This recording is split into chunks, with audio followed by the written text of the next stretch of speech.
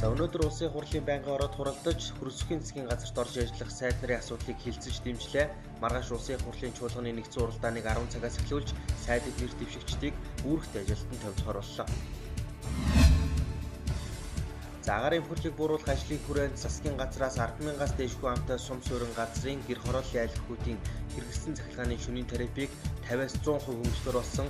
За 11-р сарын 1-ний өдрөөс 130 гаруй мянган төгрөг захилгааны шөнийн тарифын хөнгөлөлтөд хамрагдах юм байна.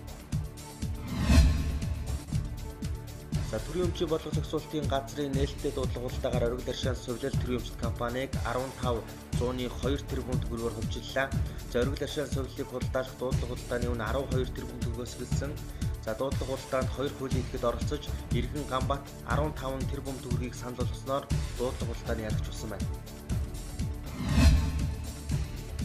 Монгол улсын нийт хүн амын 3/1 нь ядуурл өртсөн тухай судалгаа гарлаа. 2014 онд амжиргааны баталгаажих түвшнээс доогуур орлоготой нийт ядуу иргэдийн тоо 634 мянга байсан бол 2016 оны 273.5 мянгаар нэмэгдэж 907 мянга болсон байна.